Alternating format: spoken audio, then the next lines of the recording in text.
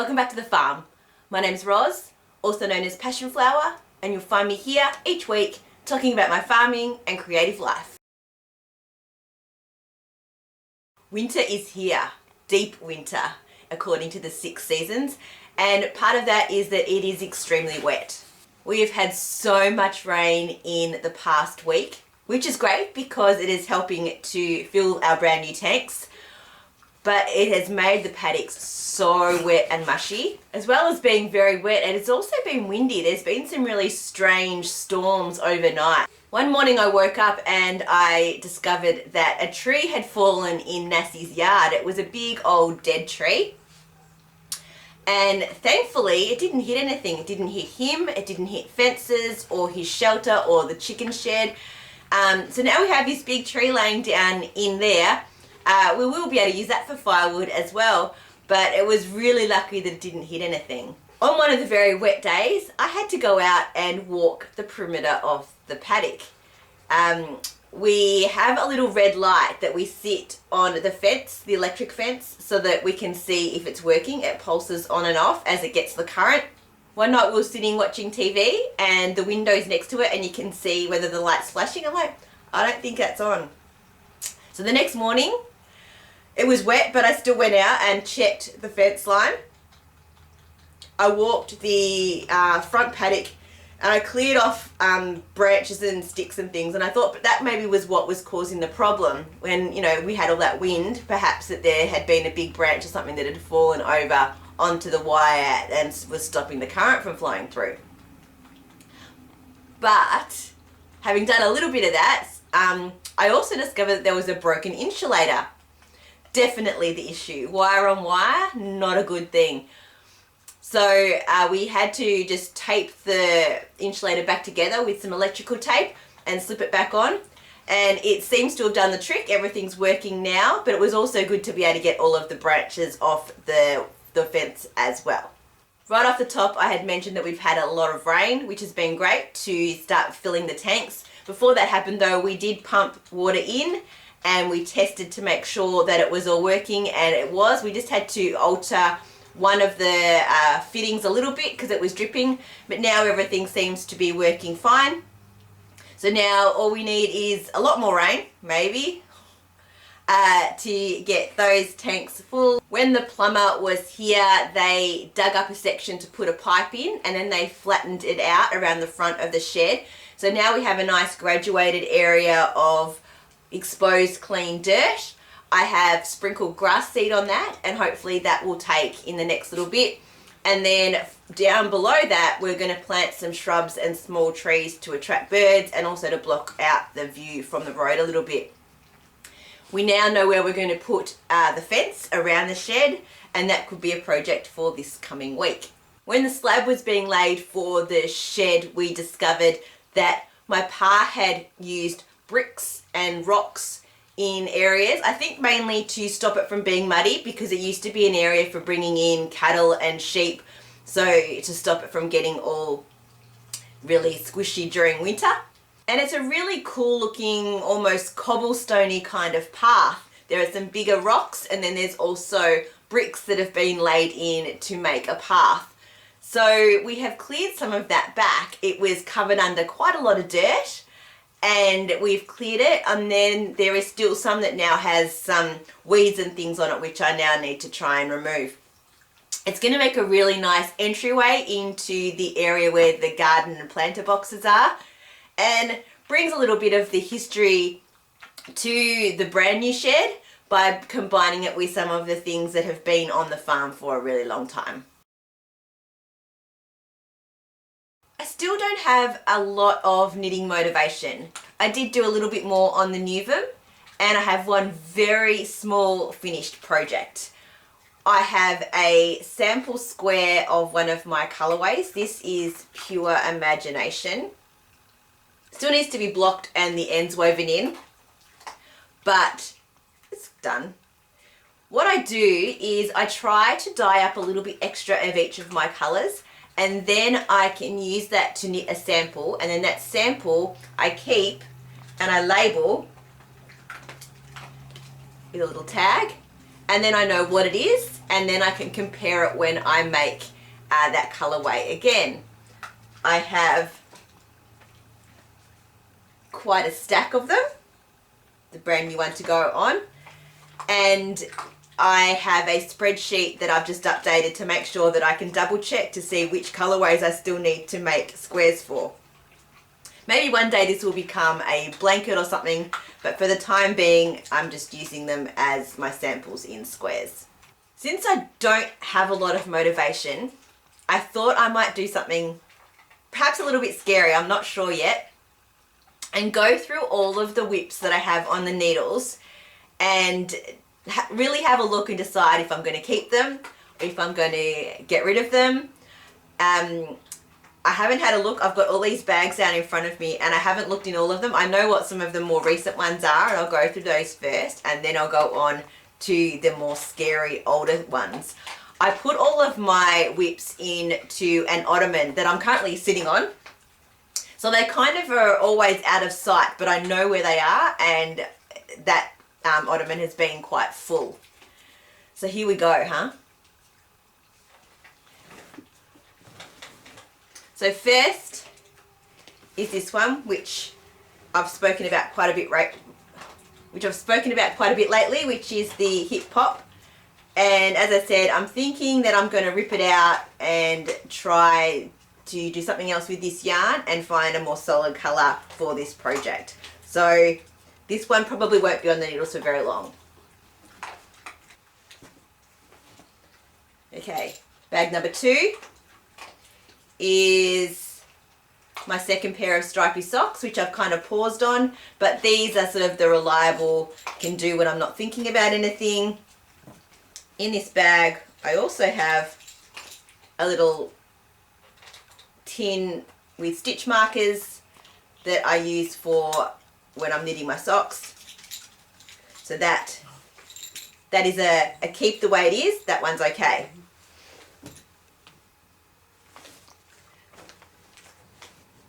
Another bag. What's this one? Oh, okay. This is my looped again, which I have done like pretty much the whole back up to where the second armhole should be, but I'm just not entirely sure that I've got the sizing right. I don't want it to be tight because it's something that's going to go over the top of a dress or a shirt. So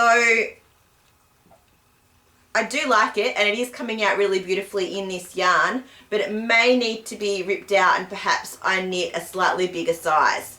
So this is going to go into the maybe pile and to be thought about a little bit more. Then I have this bag.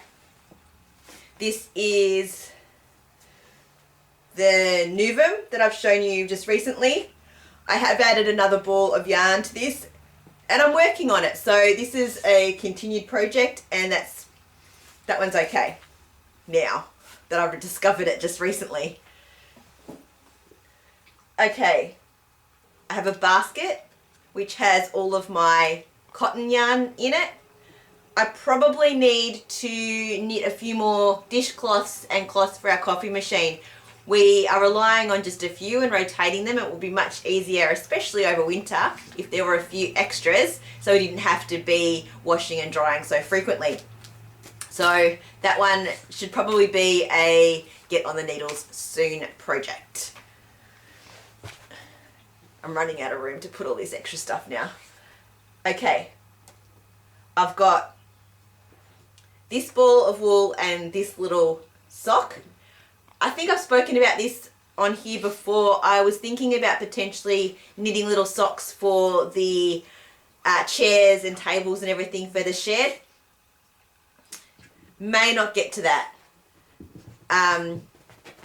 Maybe that'll come later, but I might just buy those little felt things that go on the bottom as a starting point, and then I can always come back and do this if I feel like it, rather than making it a priority right now. Okay, now we're getting into the scary stuff that I'm not sure about. Okay, got this purple bag. Oh, okay, this has got the leftover balls of yarn from my Lamina wrap that I did a little while ago.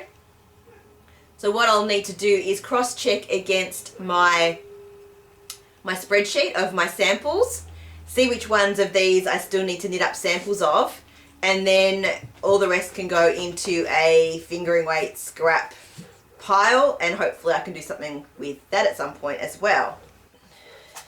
Okay, this is a big one. I'm not sure what's in here. Oh, okay. It's more scrap sock yarn. That's a whole ball. I could probably knit socks with that. And lots of little mini skeins. Some of these I bought quite a while ago. Some I got in a swap. Wow, I've got so much of this in here. It's as you can see, it's quite full. I have a lot of scraps. I'm gonna have to find a project for a lot of scraps. I think it's gonna have to be a blanket. Maybe, gosh, I'm going a bit crazy here. Maybe even a crochet blanket, because it will be quicker and it'll also be easier in terms of there won't be any sewing up. So that could actually be really fun, because there's some really cool colors in here. Things that I have already used in different projects. So it would actually be kind of cool to incorporate all of those into something that would be useful.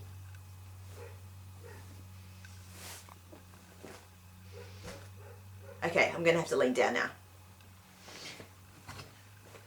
Another bag. All right, this looks like, okay, it is a Bali hat. It's a Bali hat. This is was a prototype of the Lamingtons colorway, which I don't think I'm going to dye again because it was quite a hard process. I did lots of ties and it took quite a while to do. But it looks like I'm up to the decreases pretty much. So that might be one that I just sit down and do one afternoon just to finish, and it's a DK weight, so it'd be good to have another warm beanie off the needles so that I can wear it now that we're into this cold weather. Okay, so that's going to go into the need to knit pile. Another bag. And oh, and another beanie. And again, looks looks like this is a sockhead hat. Really long ribbed brim, and then just lots of just knitting in the round. Could be close to doing the decreases on this one as well. This is in fingering weight and it is in my fuchsia colorway. So again, another one that I should probably just cast off and finish, because I do love wearing beanies, or I can give it to someone else as well. And I've been looking for these scissors everywhere. Thank goodness. So they were in the bottom of this bag along with a little thing of hand cream and some stitch markers. So again, I'm going to put this one into the finish soon pile, and hopefully I can get that off the needles very soon as well. Not too many more things left, just got to stretch again. Got a basket of stuff as well. This one is, oh, this is the Halifax pullover that I was ripping out. Remember the disaster story about how it didn't fit. Most of it is wound off into little balls of the different colours. I probably need to wash this yarn so that it's not crinkly anymore, and then decide what I'm going to do. This feels beautiful, so I would love to make a jumper out of this yarn, but I'm just not sure that I'm going to get,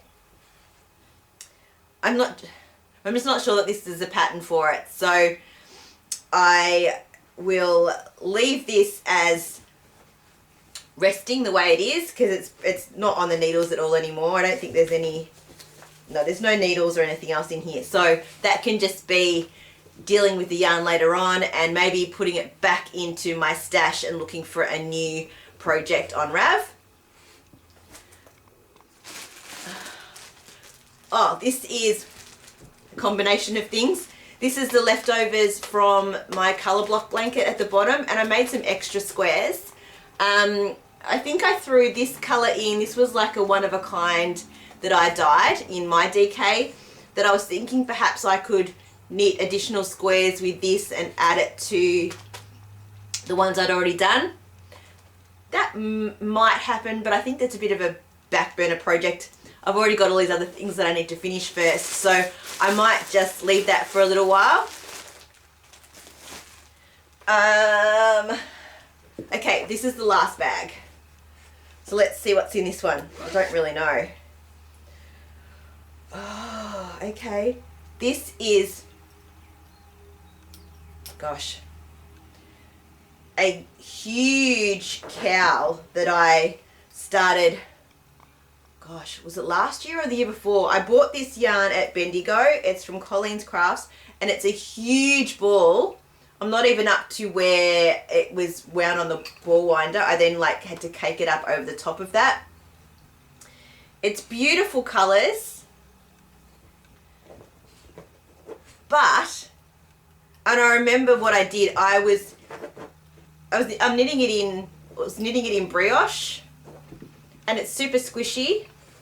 But I restarted it, and then I think that I actually did the wrong stitch. So now I think it's like messed up the wrong way. I have no idea how to fix that. I've not done a lot of brioche before, so it's not really my area of expertise. So I'm thinking, I do love this yarn, and it would make a really amazing squishy cowl. But I just think that even though I have done quite a lot, because it's quite a big loop, it might actually be better to restart it, pull it out and start a different cowl with it. Maybe even a couple of cowls, because it is going to be ginormous. Rather than try and figure out what was actually going on here. So that's all of my whips. It actually wasn't as bad as I thought it might be. There are a few things in there that I probably just threw on the needles to keep my hands busy. Did it probably at Unwind Craft Cafe so I could just do something without thinking about it. And then when I got back from that, I just didn't continue on with it. So I'll finish up those. Little bit of things that needs a bit of sorting through, but really not so bad. Hopefully by clearing all of that out of the box and getting it all kind of organized, I might be able to clear this blockage that I've had with my knitting and creativity, and maybe start on some new projects and maybe even finish some things. Well, that's it for another week. Thanks for spending some time with me. If you're enjoying these videos, please give me a thumbs up and subscribe to my channel, and look forward to seeing you next week on the farm. Bye.